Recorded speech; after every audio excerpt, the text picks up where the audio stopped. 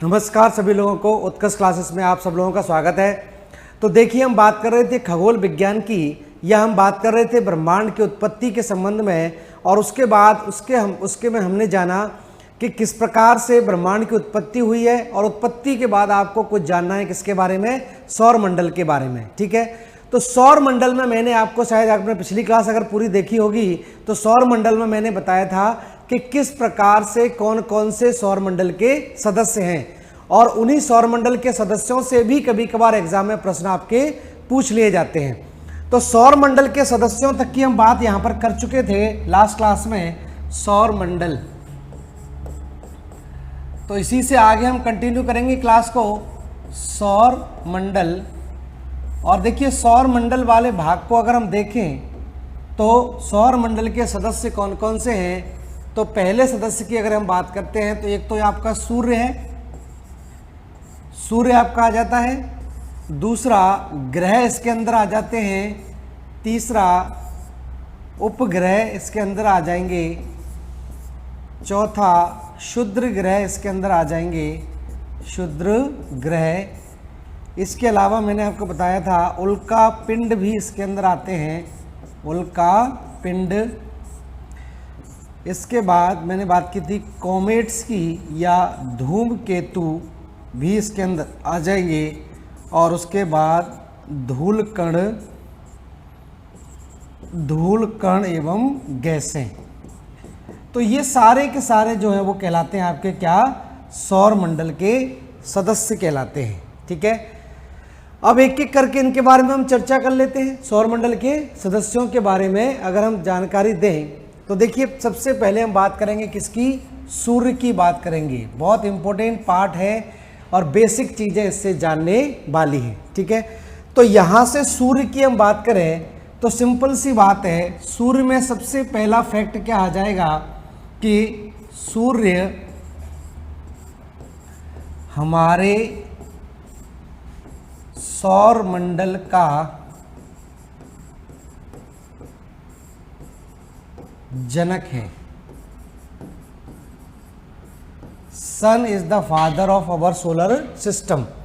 तो सूर्य हमारे सौर मंडल का क्या माना जाता है, जनक माना जाता है। सूर्य से ही सारे के सारे सौर मंडल की उत्पत्ति हुई है। ठीक है, किस प्रकार से उत्पत्ति हुई है, कौन कौन से सिद्धांत हैं, ये हम पढ़ेंगे पृथ्वी की उत्पत्ति से संबंधित है। तो पृथ्वी की उत्पत्ति के लिए जो लाप्लासा का सिद्धांत है, या आपके अन्य निहार का सिद्धांत है, जो सिद्धांत आपके दिए गए हैं, उन सिद्धांतों को हम पढ़ेंगे कि किस प्रकार से सौरमंडल की उत्पत्ति हुई है। सबसे मान्य मत जो है वो देखिए ये वाला मत है। जैसे ये मान लीजिए सूर्य है, और इस मत के अनुसार अगर देखें तो सूर्य के नज़दीकी से एक सूर्य से बड़ा तारा गुजर गया। एक सूर्य से काफ़ी बड़ा तारा था जो सूर्य से नज़दीकी से गुजरा, और जाहिर सी बात है प्रत्येक खगोलीय पिंड में अपना क्या है, फोर्स ऑफ अट्रैक्शन है, ग्रेविटी है, गुरुत्वाकर्षण बल है, आकर्षण बल काम करता है। तो जब सूर्य से आकार में ये बड़ा ग्रह था, तारा था, तो इसका आकर्षण बल सूर्य से ज़्यादा होगा। और जब ये तेजी से यहाँ से गुजरा तो इसने क्या किया कि सूर्य से कुछ भाग को, प्लाज्मा को सूर्य से खींच लिया, और प्लाज्मा सूर्य से अलग होके एक इस सिगार शेप आकृति में अलग हो गया। एक सिगार की आकृति में ये इससे अलग हो गया, और अलग होने के बाद ये जो टुकड़ा सूर्य का था धीरे धीरे करके ठंडा होता चला गया, और ठंडे होने के बाद चीज़ें सिकुड़ती हैं, आकार गोल करना चाहती हैं। तो इस वजह से इसके ये गोल पिंडों में परिवर्तित हो गए, और ये सब सूर्य के आकर्षण बल में ही काम कर रहे थे। तो इन्होंने क्या किया, सूर्य के चारों तरफ ही घूमना शुरू किया। तो इस तरह से क्या हो गई, ग्रहों की उत्पत्ति हो गई। तो ये सिद्धांत माना जाता है, जिसको हम पढ़ेंगे पृथ्वी की उत्पत्ति के साथ में। तो सिंपल सा ये सिद्धांत है, तो इसी वजह से हम इसको बोलते हैं कि सूर्य हमारे सौर मंडल का जनक है। सूर्य हमारे सौर मंडल का जनक कहलाता है। ये पॉइंट इसमें ध्यान रखें। दूसरा पॉइंट देखिए, हम बात करें सूर्य पृथ्वी से 14.98 करोड़ किलोमीटर दूर स्थित है, दूर स्थित है। तो सूर्य पृथ्वी से कितना दूर स्थित है? 14.98 करोड़ किलोमीटर दूर है। तो पृथ्वी और सूर्य के बीच की दूरी को हम क्या बोलते हैं? एक खगोलीय इकाई बोलते हैं, एक खगोलीय इकाई। तो ध्यान रखना, एक खगोलीय इकाई किसे कहा जाएगा?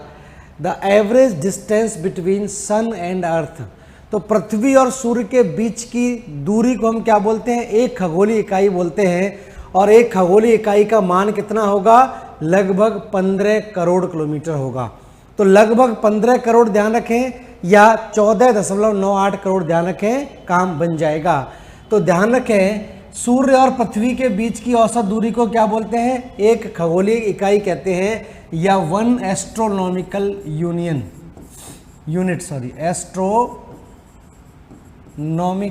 यूनिट बोलते हैं इसको, एक खगोलीय इकाई कहा जाता है।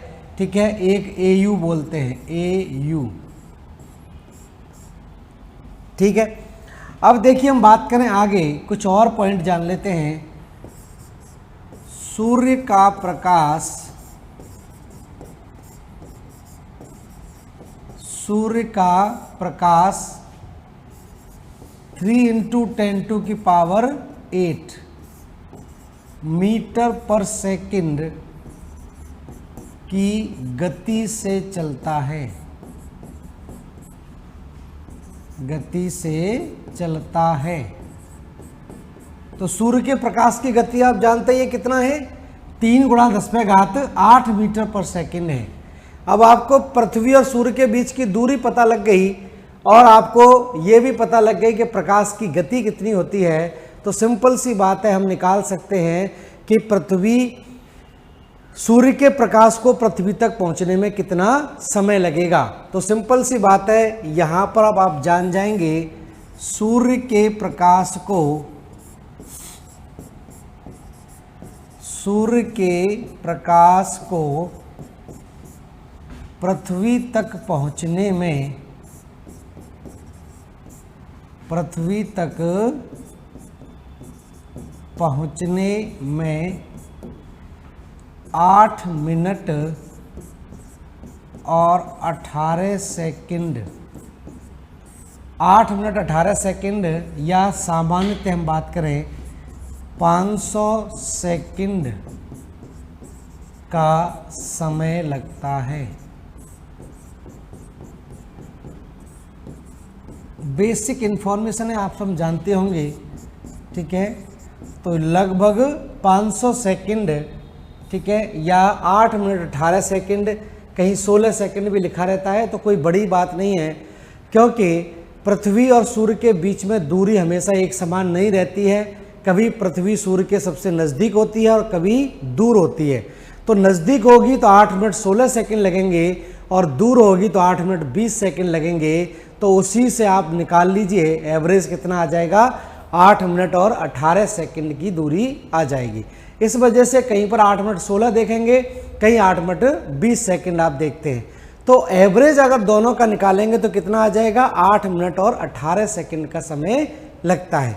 तो पृथ्वी के प्रकाश को, सूर्य के प्रकाश को पृथ्वी तक पहुंचने में ध्यान रखना 8 मिनट 18 सेकंड का समय लगता है। ठीक है, अब देखिए वह क्षेत्र, जैसे ये मान लीजिए सूर्य है, ये सूर्य है, और सूर्य से मान लीजिए इतनी दूरी पर पृथ्वी है, पृथ्वी है।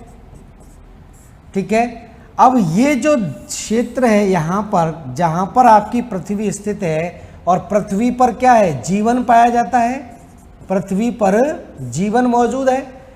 तो ध्यान रखना, सूर्य से वह दूरी, सूर्य से वह दूरी जहाँ पर जीवन संभव हो, उस क्षेत्र को हम बोलते हैं गोल्डस्टीन क्षेत्र। गोल्डस्टीन वैज्ञानिक ने ये सिद्धांत दिया था। तो आपको पता है कि सूर्य के जितना नजदीक होंगे तापमान ज्यादा होगा। भाई बुध और शुक्र का तापमान बहुत ज्यादा है, लेकिन पृथ्वी का औसत तापमान आप देख लिए क्या है, कम है। और उसके किसके कारण है, चाहे तो पृथ्वी के चारों तरफ वायुमंडल के कारण है, और चाहे पृथ्वी से सूर्य की दूरी। तो पृथ्वी से सूर्य से किसी भी ग्रह की वह दूरी या वह क्षेत्र जहां पर जीवन संभव है, जहां पर जीवन संभव है, उसको गोल्डस्टीन क्षेत्र कहा जाता है। गोल्डस्टीन क्षेत्र या जोन। तो गोल्डस्टीन जोन या गोल्डस्टीन क्षेत्र कहा जाता है। ठीक है, तो आपसे पूछा जाएगा कि गोल्डस्टीन क्षेत्र या जोन किसे कहते हैं, तो सिंपल सी बात है, सूर्य से वह दूरी जहां पर जीवन संभव है। नजदीक होंगे तो जीवन नहीं होगा, और ज्यादा दूर होंगे तो भी जीवन नहीं होगा। तो सिंपल सी बात है, ये एक ऐसा क्षेत्र है पृथ्वी जहां पर जीवन संभव हो पाया है। ऐसी निश्चित दूरी है, ऐसी ये सोच लिया फेवरेबल डिस्टेंस है दोनों के बीच में। ठीक है, तो सिंपल सी बात है, इसको एक लाइन में लिख दीजिए, गोल्डस्टीन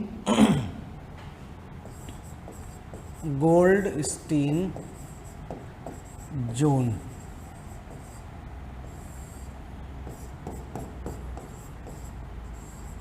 गोल्डस्टीन क्षेत्र।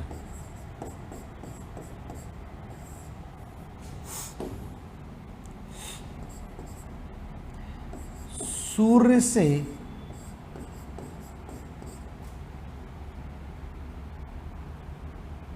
वह दूरी जहां जीवन संभव होता है, गोल्डस्टीन क्षेत्र कहलाता है। सिंपल सी बात है, मतलब यहाँ पर सूर्य से ऐसी पृथ्वी की दूरी एक ऐसी दूरी है जहाँ पर जीवन के संभावनाओं के लिए सबसे ज़्यादा अनुकूल स्थितियाँ बनती हैं। इससे और दूर चले जाएंगे तो तापमान माइनस में चला जाएगा, और नज़दीक आ जाएंगे तो ज़्यादा तापमान होगा, तो जीवन संभव नहीं है। तो सिंपल सी बात है, गोल्डस्टीन क्षेत्र क्या बोलेंगे, सूर्य से वह दूरी या सूर्य से दूरी पे वह क्षेत्र जहाँ पर जीवन संभव हो पाता है।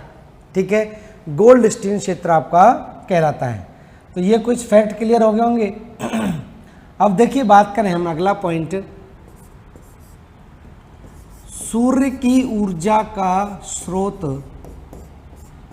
सूर्य की ऊर्जा का स्रोत सब जानते हैं क्या है, सूर्य की ऊर्जा का स्रोत नाभिकीय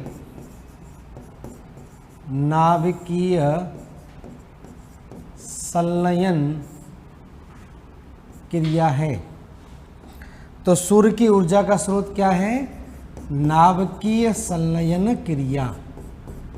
नाभिकीय संलयन मतलब न्यूक्लियर फ्यूजन।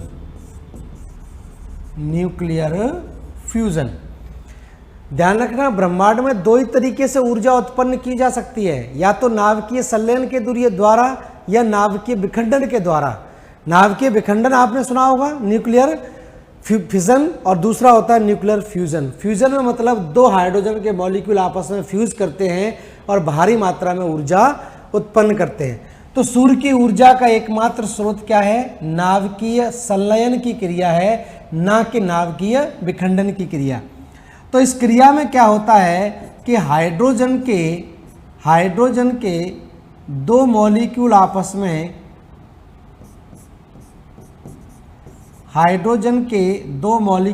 में फ्यूज कर जाते हैं, और इससे क्या बन जाएगा, हीलियम बन जाएगा, और साथ में ही असीमित ऊर्जा की उत्पत्ति होगी। तो इस रिएक्शन को हम बोलते हैं नाभिकीय संलयन की क्रिया, ये कहलाता है नाभिकीय संलयन।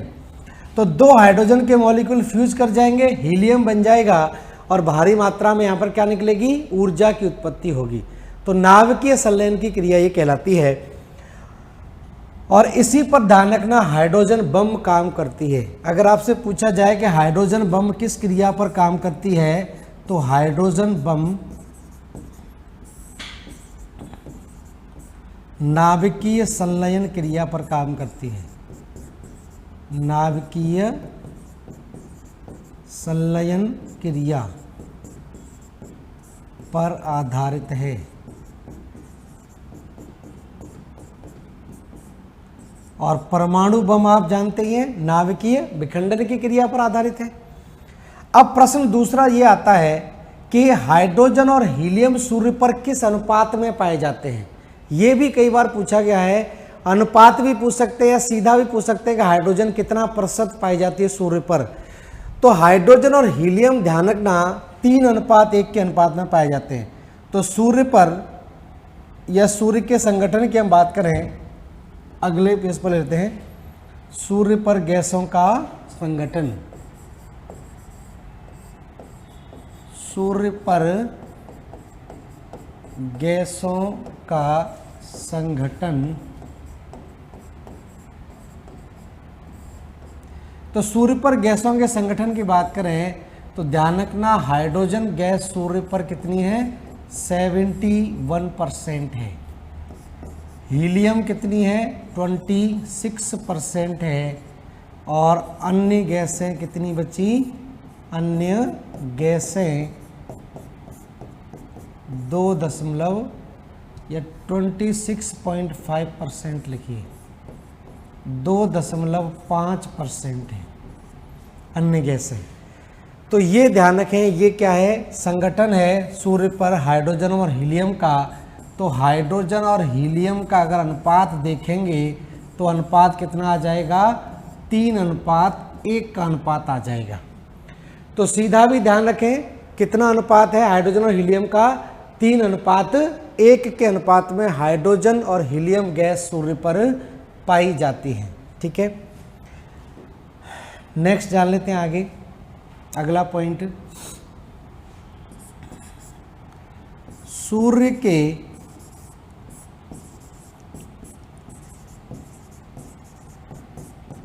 चमकीले भाग को, सूर्य के चमकीले भाग को प्रकाश मंडल या ध्यान रखें फोटो स्फीयर कहा जाता है। प्रकाश मंडल या फोटो स्फीयर कहते हैं। फोटो स्फीयर कहते हैं क्योंकि इस भाग में फोटोन की मात्रा, फोटॉन्स की मात्रा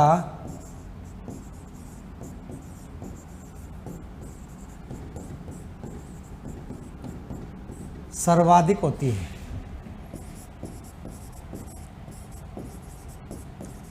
सर्वाधिक होती है। तो फोटॉन्स की मात्रा यहाँ पर ज़्यादा होने के कारण इस भाग को हम क्या बोलते हैं, फोटोस्फीयर बोलते हैं। और फोटोस्फीयर के दो भाग हो जाते हैं, एक तो आपका केंद्रीय भाग होता है जिसको हम क्रोड बोलते हैं, और एक बाहरी सतह होती है जिसको हम बोलते हैं किरीट बोलते हैं। ठीक है, तो ऐसी स्थिति देखिए बनती है, जैसे ये मान लीजिए सूर्य है। ठीक है, तो सूर्य का जो चमकीला भाग है उसको तो हम बोल देते हैं, जो ऊपरी सतह वाला भाग है फुटबॉल के आकार का, फोटोस्फीयर कहलाता है। लेकिन इसका जो ये वाला जो भाग है, इतना भाग,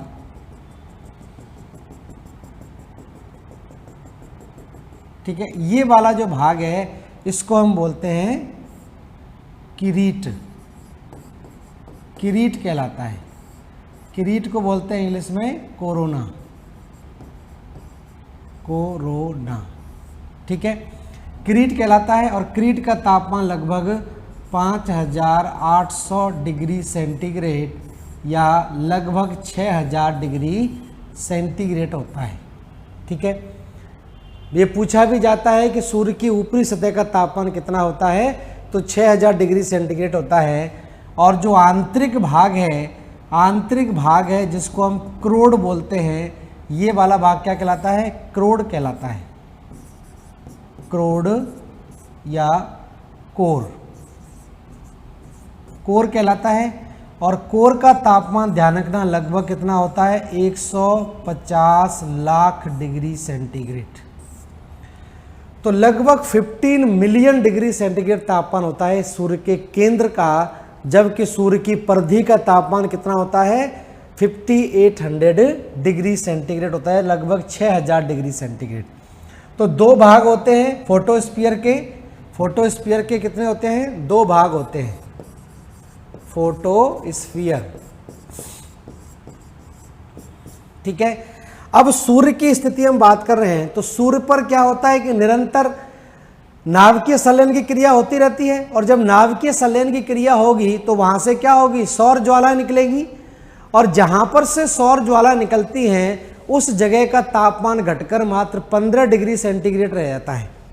तो उस स्थान को जो जहां पर तापमान केवल 15 डिग्री सेंटीग्रेड रह गया, वो क्या है? एक धब्बे के रूप में दिखाई देता है। तो उस धब्बे को हम क्या बोल देते हैं? उस धब्बे को सौर कलंक नाम दिया जाता है, ठीक है, या सन स्पॉट का नाम देते हैं। तो सन स्पॉट जहां पर बनता है वह टेम्परेचर घटकर 1500 डिग्री सेंटीग्रेड रह जाता है, तो वो काले धब्बे के रूप में दिखाई देता है, जिसको हम सन स्पॉट बोलते हैं। और उसके आसपास का जो चारों तरफ का जो चमकीला भाग है उसको हम क्या बोलते हैं? फैकुला बोलते हैं, ठीक है। अब मान लीजिए ये सूर्य की स्थिति है, और सूर्य के इस भाग में मान लीजिए यहाँ पर नाभिकीय संलयन की क्रिया होती है, और यहाँ से सौर ज्वालाएं उठकर अंतरिक्ष में चली जाती हैं। इस तरह से घटना होती है। ये क्या कहलाएगी? सौर ज्वालाएं,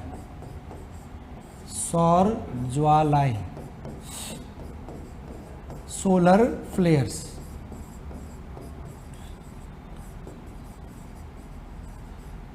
तो सोलर फ्लेयर्स यहां से निकली, लेकिन इस भाग का तापमान घट गया, और यहां पर घटकर तापमान कितना रह जाता है? 1500 डिग्री सेंटीग्रेड रह जाता है मात्र। और इस 1500 डिग्री सेंटीग्रेड रहने के कारण ये भाग कैसा दिखाई देगा? डार्क दिखाई देगा, धब्बे के रूप में दिखाई देगा। तो इसको हम क्या बोल देंगे? इसको हम बोल देंगे सौर कलंक बोल देते हैं, ठीक है, या सन स्पॉट कहा जाता है, ठीक है। तो दो तरह की घटना है, एक तो सौर ज्वालाएं निकल रही हैं, दूसरा वहां पर क्या बन रहा है? सन स्पॉट बन रहा है।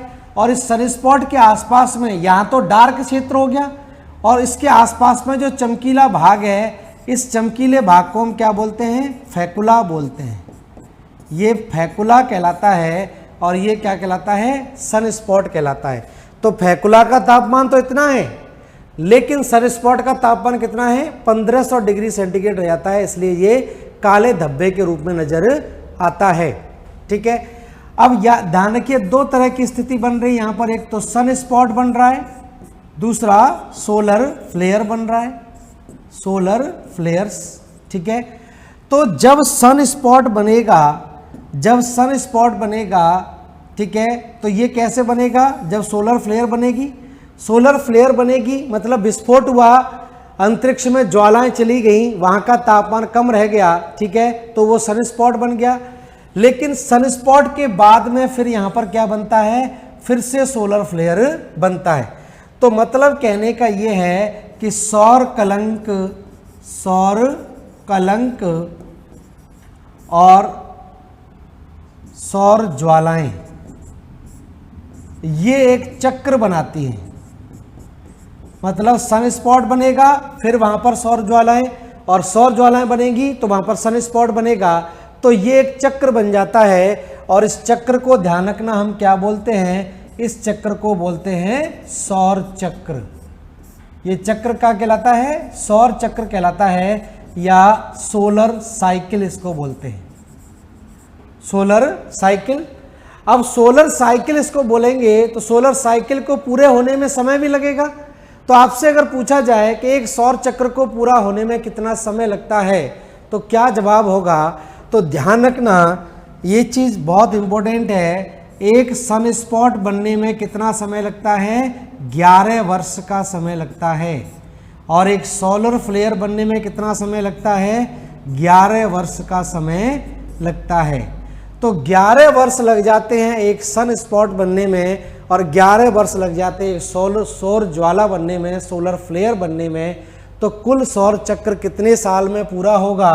तो सौर चक्र ध्यान रखना कितना समय लग जाता है? 22 वर्ष का समय लग जाता है। तो ध्यान रखें, एक सौर चक्र को पूरा होने में 22 वर्ष लगते हैं। और ये सौर चक्र कहाँ पूरा हो रहा है? फोटोस्फीयर में पूरा हो रहा है। ठीक है, द्वारा इसको समझा देता हूँ क्योंकि थोड़ा सा कैसा है, ये यहाँ पर थोड़ा सा दिमाग में आपके क्वेश्चन मार्क आ रहा होगा। सिंपल सी बात है, सूर्य है, सूर्य के चमकीले भाग को क्या बोलते हैं? फोटोस्फीयर बोलते हैं। क्यों फोटोस्फीयर बोलते हैं? क्योंकि फोटॉन्स पाए जाते हैं, फोटॉन्स पाए जाते हैं। अब यहाँ पर ये जो चमकीला भाग है, यहीं पर क्या होता है? दो तरह की घटनाएं पाई जाती हैं। एक घटना क्या है? सौर ज्वाला। सौर ज्वाला के बाद क्या बनेगा? सन स्पॉट बनेगा, सौर कलंक बनेगा। तो सौर ज्वाला निकल गई, यहाँ सौर कलंक बन गया। इसके आसपास का जो चमकीला भाग है उसको क्या बोलेंगे? फेकुला बोलेंगे। तो फेकुला, इसका सन स्पॉट के बाद जो भाग बचता है वो क्या कहलाता है? फेकुला कहलाता है। ठीक है, सन स्पॉट के बाद सूर्य की वह सतह जो चमकीली है वो क्या कहलाती है? फेकुला कहलाती है।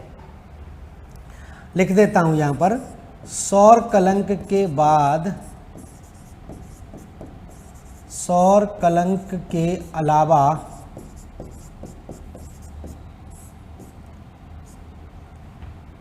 प्रकाश मंडल का चमकीला भाग, सौर मंडल के अलावा प्रकाश मंडल का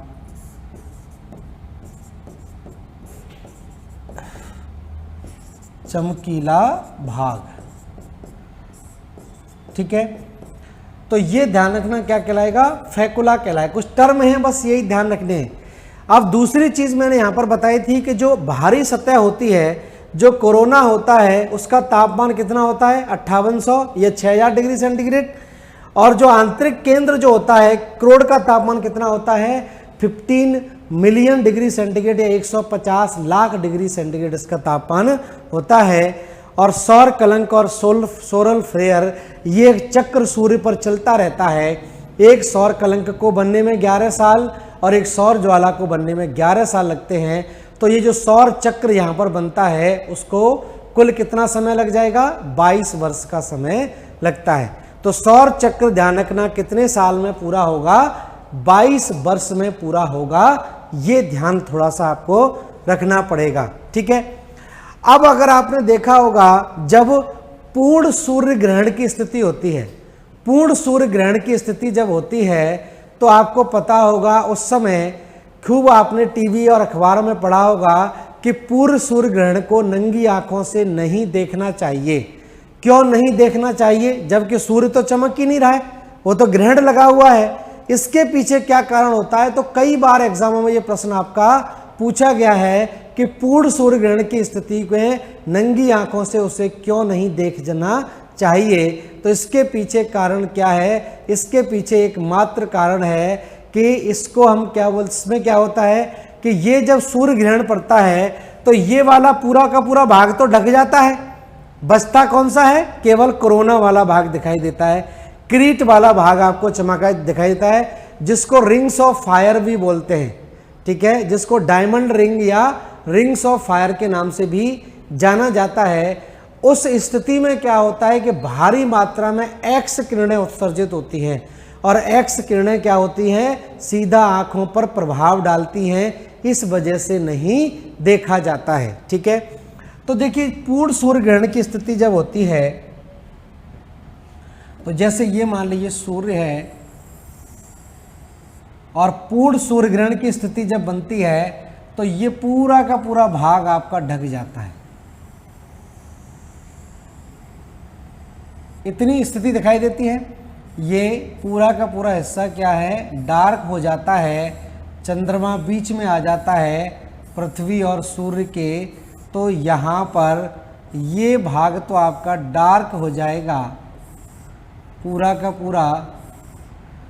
ठीक है, इस तरह से होता है।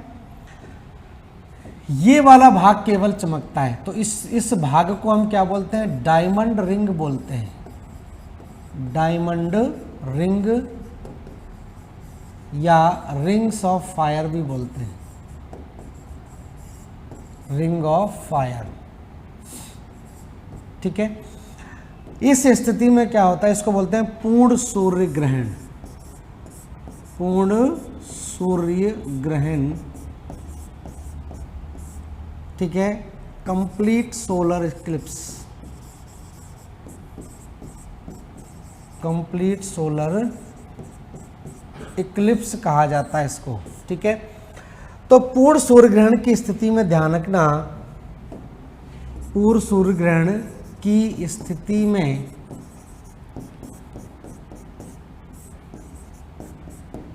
भारी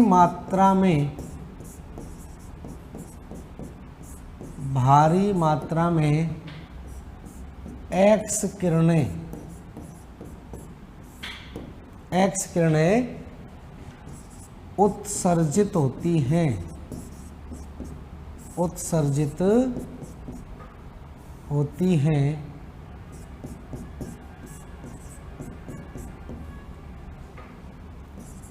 जो आँखों के लिए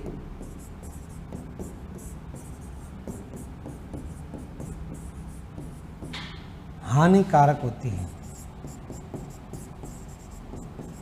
आँखों के लिए हानिकारक होती हैं। ठीक है, तो ध्यान रखना, इसी वजह से मना किया जाता है।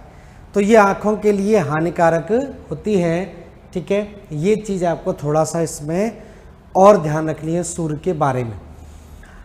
अब कुछ और देखिए बेसिक फैक्ट सूर्य के बारे में जान लेते हैं। हालांकि कभी कभार स्टेटमेंट आ जाते हैं, आपके 3-4 कथन आ जाते हैं और बहुत सिंपल कथन होते हैं, और वो कथनों के बारे में अगर हमको फैक्ट क्लियर नहीं होते तो वो गलत हो जाते हैं, इसी वजह से दिक्कत रहती है। तो देखिए क्या कारण है, कथन क्या क्या है यहाँ पर जान लेते हैं, फिर आगे चलेंगे। पहला तो ध्यान रखें, सूर्य की दूरी तो आप जान गए पृथ्वी से। सूर्य पृथ्वी से 13 लाख गुना बड़ा है। सूर्य पृथ्वी से कितना बड़ा है? 13 लाख गुना बड़ा है। तो 13 लाख गुना सूर्य बड़ा है किससे? पृथ्वी से। 13 lakh times bigger than the earth. ठीक है, और पृथ्वी का आपको आकार पता ही है कितना है। पृथ्वी का आकार 51.1 करोड़ वर्ग किलोमीटर है, और इसको 13 लाख से गुणा कर दीजिए तो आपका निकल आएगा क्या? आपका निकल आएगा सूर्य का आकार। ठीक है, ब्रैकेट में यहाँ लिख दीजिए पृथ्वी का पृष्ठ क्षेत्रफल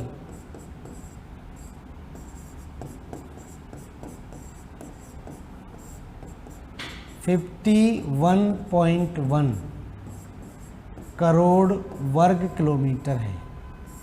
ठीक है, तो इसमें 13 लाख का गुणा कर दिए, सूर्य का निकल आएगा। दूसरा पॉइंट ध्यान रखें, सूर्य की त्रिज्या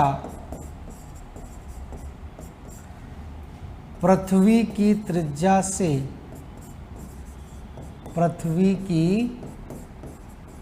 त्रिज्या से लगभग 108 गुना अधिक है।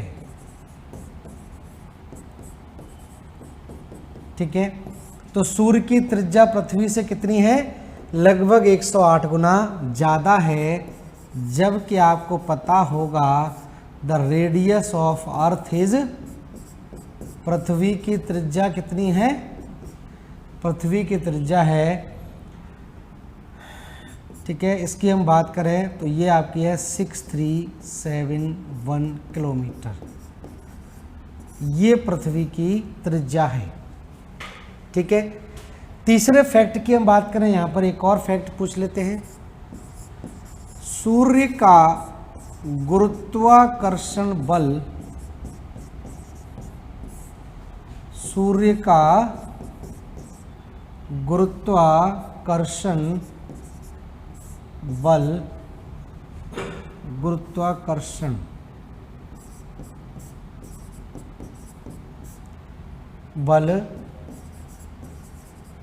पृथ्वी के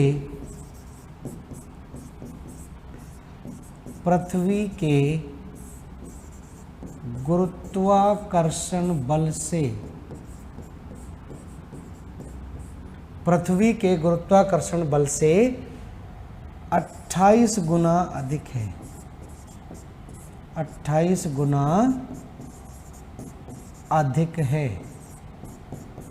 ठीक है, तो ध्यान रखें, सूर्य का गुरुत्वाकर्षण बल पृथ्वी के गुरुत्वाकर्षण बल से 28 गुना ज़्यादा है। लेकिन आपसे पूछा जाए कि पृथ्वी पर किसका गुरुत्वाकर्षण बल सबसे ज़्यादा काम करता है, सूर्य का या चंद्रमा का?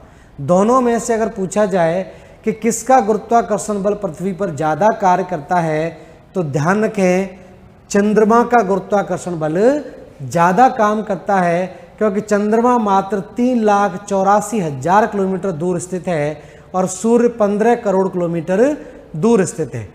तो पृथ्वी पर सूर्य के सापेक्ष में देखा जाए तो चंद्रमा का गुरुत्वाकर्षण बल 2.2 गुना ज़्यादा काम करता है। इसको ध्यान रखना है आपको। ठीक है, तो 28 गुना ज़्यादा है। और यहाँ पर आपको पता है कि पृथ्वी का गुरुत्वाकर्षण बल कितना है, ग्रेविटी ऑफ अर्थ इज, सब जानते होंगे ये तो, पृथ्वी का गुरुत्वाकर्षण बल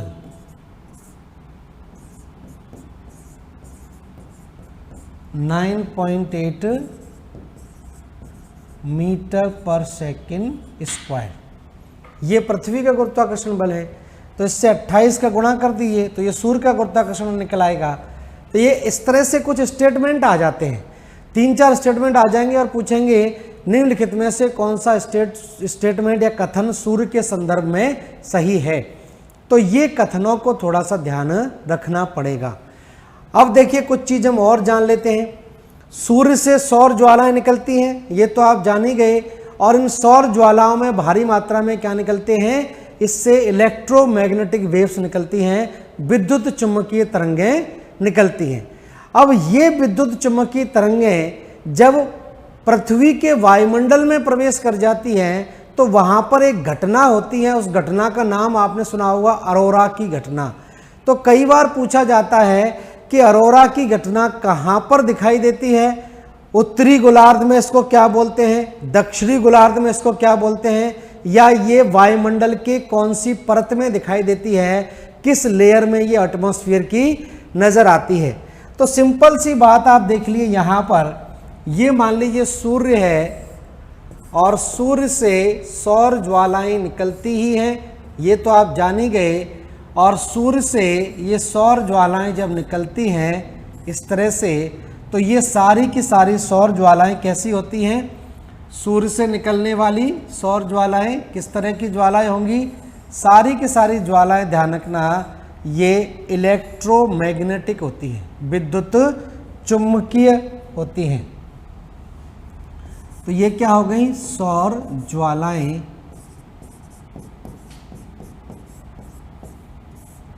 और ये सारी की सारी सौर ज्वालाएं कैसी होती हैं, विद्युत चुम्बकीय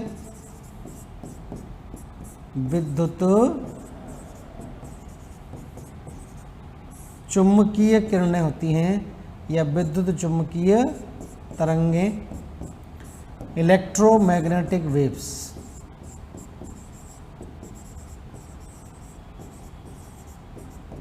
इलेक्ट्रोमैग्नेटिक, तो विद्युत चुम्बकीय तरंगें होती हैं ये। अब ये सौर ज्वालाएं जब अंतरिक्ष में चली जाती हैं, और आपको पता है कि यहाँ पर पृथ्वी है, पृथ्वी के ध्रुव हैं, उत्तरी ध्रुव और दक्षिणी ध्रुव, और पृथ्वी का अपना वायुमंडल है। इस तरह से वायुमंडल की परतें हैं, क्षोभ मंडल, समताप मंडल, मध्य मंडल, और इसके ऊपर आ जाता है आयन मंडल। आयन मंडल का नाम आयन मंडल इसलिए रखा है तो ये तो पृथ्वी की बात हो गई। ये वाला मंडल क्या कहलाएगा? शोभ मंडल कहलाएगा। ये वाला मंडल समताप मंडल कहलाएगा, समताप मंडल। ये वाला मंडल मध्य मंडल कहलाता है, मीजोस्फीयर बोलते हैं। और मध्य मंडल के ऊपर होता है आयन मंडल। अब आयन मंडल का नाम आयन मंडल पड़ा इसलिए है क्योंकि इसमें गैसों के आयंस पाए जाते हैं, चार्ज पार्टिकल पाए जाते हैं, ऋणावेश धनावेश पाए जाएंगे। तो ये जो चार्ज पार्टिकल हैं, इन चार्ज पार्टिकल से भरा हुआ ये लेयर होती है। और जब सौर ज्वालाएं अंतरिक्ष में आगे बढ़ती हैं और अंतरिक्ष में आगे बढ़कर जब ये सौर ज्वालाएं पृथ्वी के आयन मंडल में प्रवेश करती है तो ये सारे के सारे आयंस होंगे तेजी से क्या होंगे? चार्ज हो जाएंगे। तो जब आयंस यहाँ पर चार्ज हो जाते हैं तो यहाँ पर एक ल्यूमिनस फिनोमिना दिखाई देता है, एक चमकदार घटना यहाँ पर दिखाई देती है, चमकदार घटना नजर आती है। ठीक है, इल्यूमिनस फिनोमिना यहां पर नजर आता है, इल्यूमिनस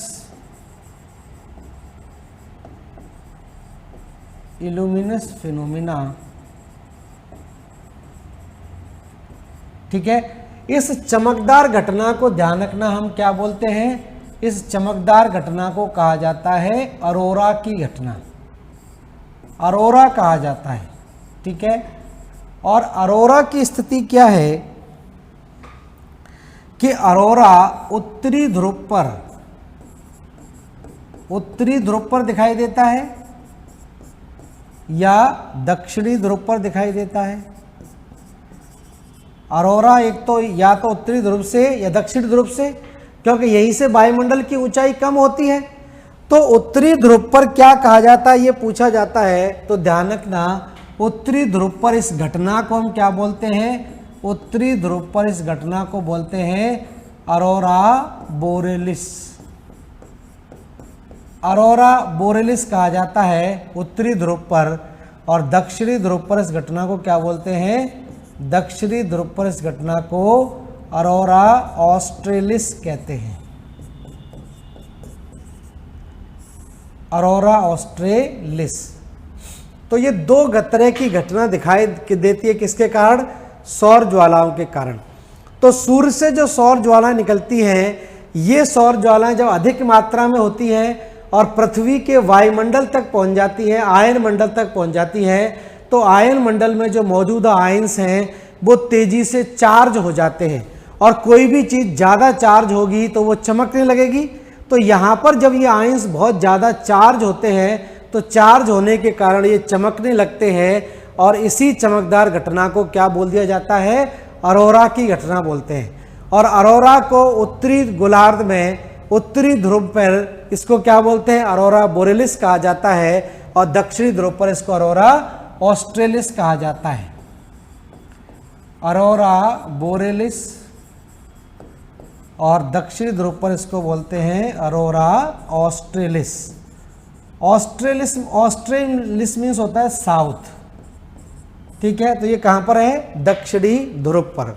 तो ये स्थिति यहाँ पर और बनती है जिसको आपको याद रखना है। इसका बना लीजिए फटाफट से। तो अरोरा ऑस्ट्रेलिस और अरोरा बोरेलिस भी आपको ध्यान रखना है।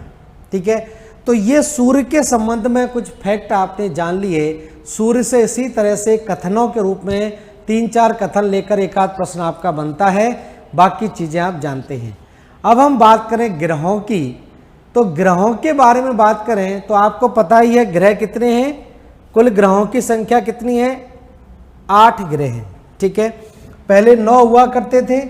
तो ग्रहों की देखिए, पहले परिभाषा की हम बात करें कि ग्रह हम किसे कहते हैं।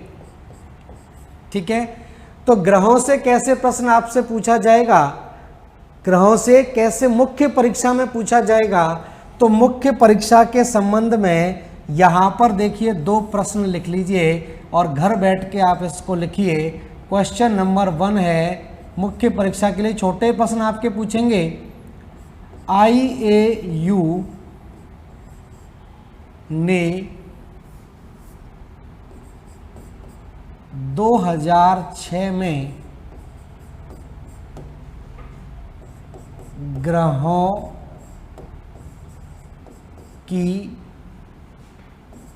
क्या परिभाषा प्रस्तुत की। ठीक है, तो IAU ने 2006 में जब प्लूटो को हमारे सौरमंडल से निकाला गया, उस समय IAU ने क्या किया कि ग्रहों को ग्रहों की श्रेणी में शामिल करने के लिए, ग्रहों को ग्रहों की श्रेणी में शामिल करने के लिए एक परिभाषा तय की, एक पैमाना तय किया, जिसमें 2-3 पॉइंट आपके उसने मेन बताए, उसको आपको बताना है। एक तो ये प्रश्न आपका बन सकता है।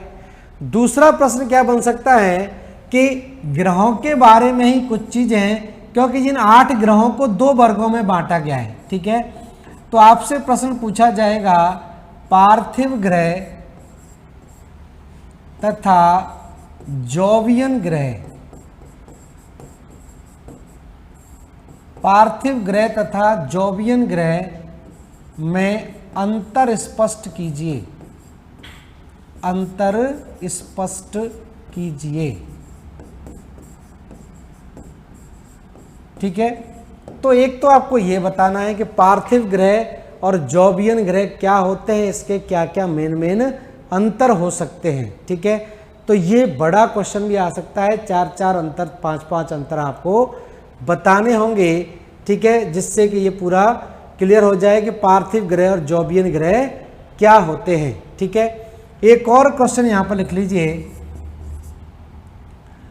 बौने ग्रह किसे कहा जाता है? बौने ग्रह, ड्वार्फ प्लैनेट किसे कहते हैं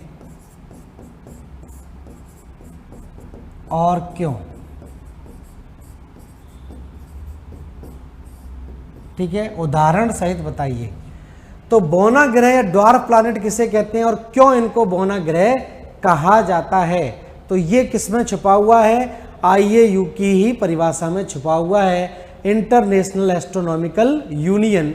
ठीक है, तो ये इस तरह से कुछ प्रश्न मुख्य परीक्षा के हिसाब से आप लोग लिख लें अपनी कॉपी में। ठीक है, अब देखिए ग्रह की परिभाषा की हम बात करें कि ग्रह किसे कहा जाएगा, तो सिंपल शब्दों में ग्रह या हम प्लैनेट की बात करें, प्लैनेट्स, तो लिख लें वे खगोलीय पिंड, वे खगोलीय पिंड जो सूर्य के चारों ओर, सूर्य के चारों ओर एक निश्चित कक्षा,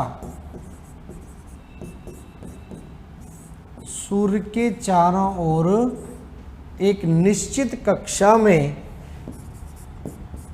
परिक्रमण करते हैं, परिक्रमण करते हैं तथा इनका अपना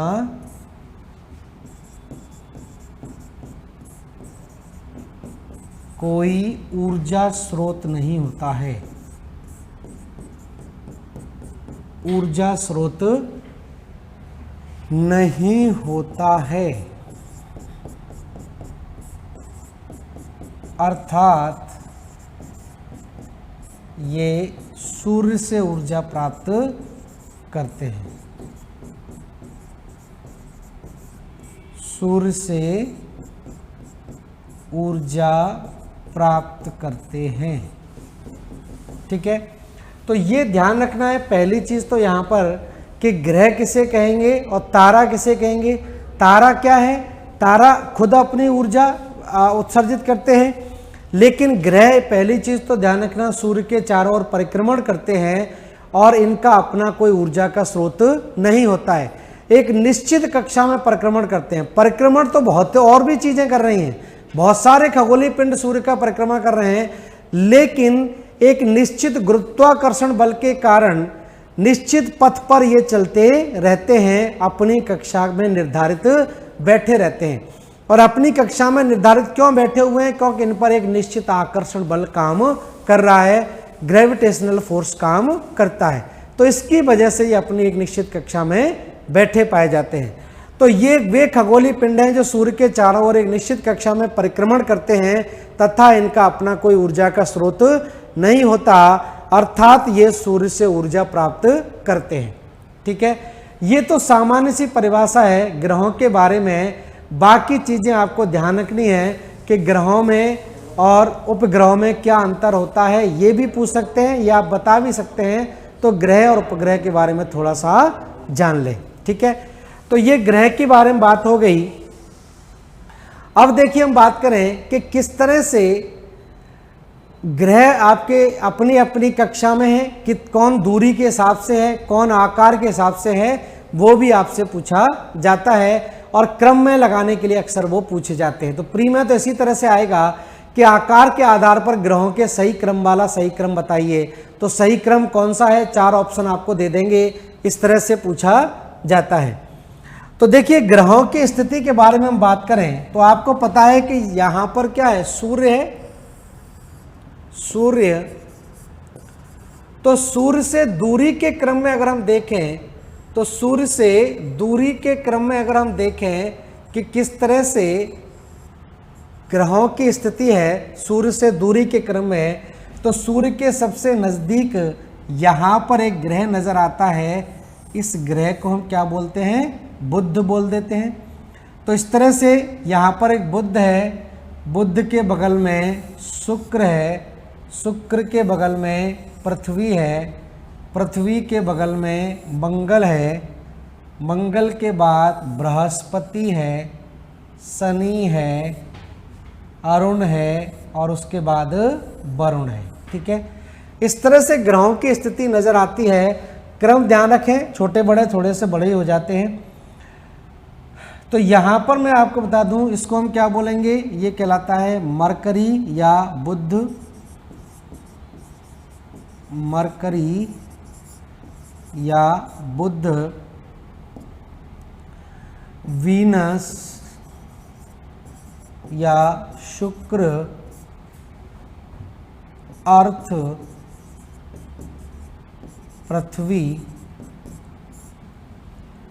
मंगल या मार्स, ठीक है, बृहस्पति, जुपिटर, ठीक है, सैटर्न, शनि, यूरेनस, ठीक है, अरुण, और इसकी हम बात करें तो ये नेपच्यून या वरुण, ये दिखाई देते हैं। ये तो दूरी के अनुसार है। सूर्य के सबसे नज़दीक कौन है, बुध है, और सबसे दूर कौन है, वरुण है, नेपच्यून है। और ये सारे के सारे ग्रह आपको पता ही है कि सूर्य के चारों तरफ क्या करते हैं, परिक्रमण करते हैं।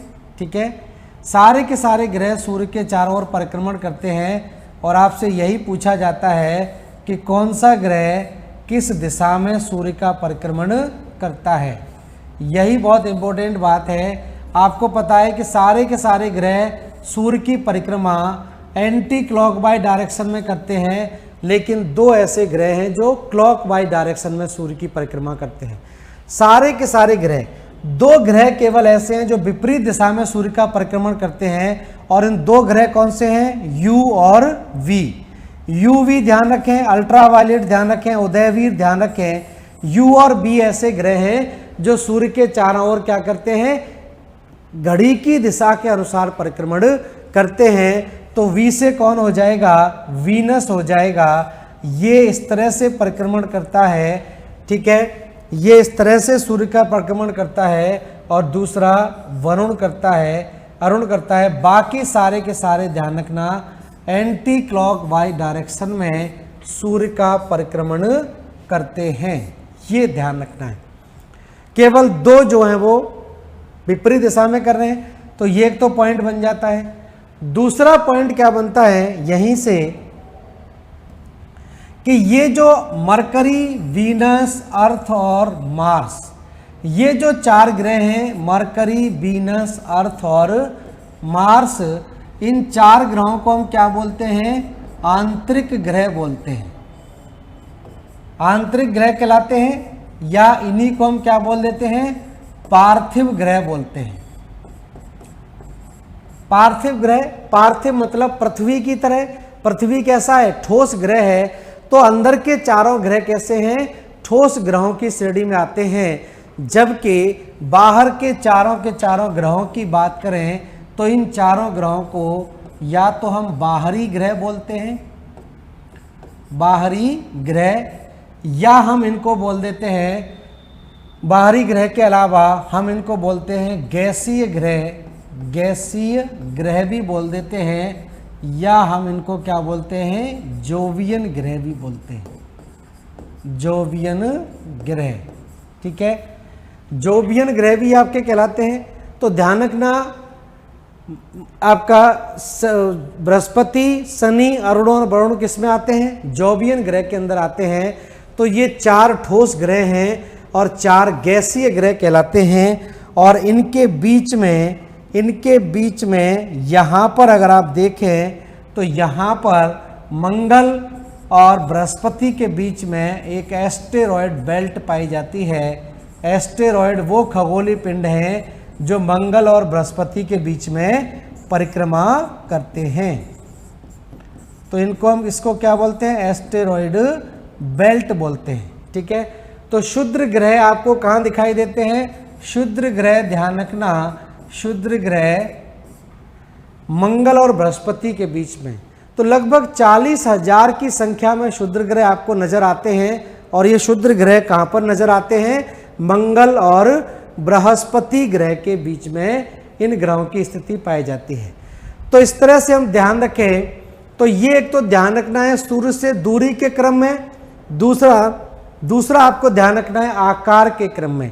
आकार से भी बहुत प्रश्न आपके पूछे जाते हैं।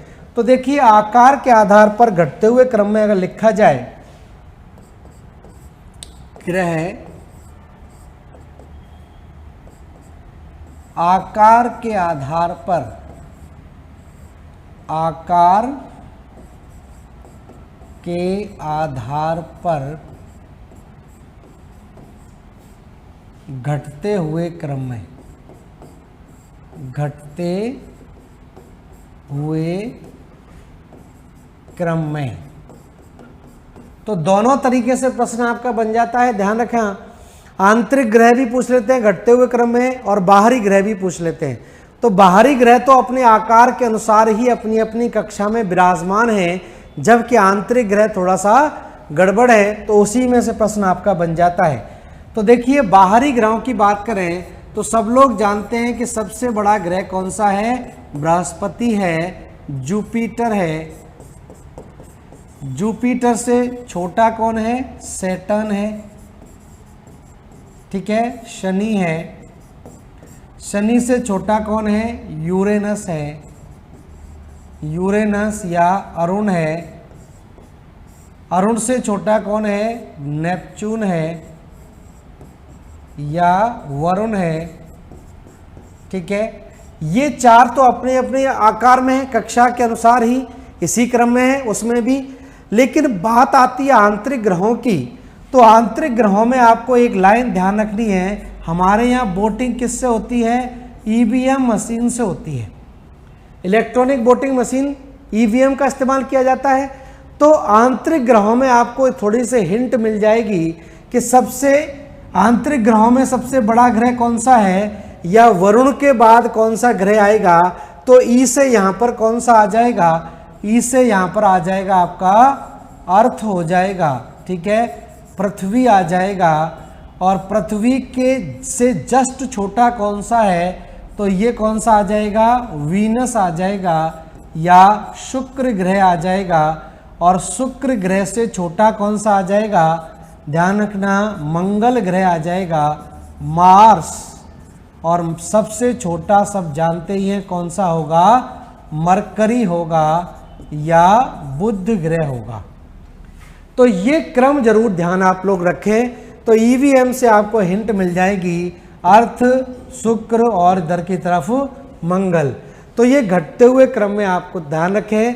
आज समय आपका कंप्लीट हो चुका है। नेक्स्ट क्लास में इसको आगे कंटिन्यू करेंगे। धन्यवाद सभी लोगों को जुड़ने के लिए। Thank you.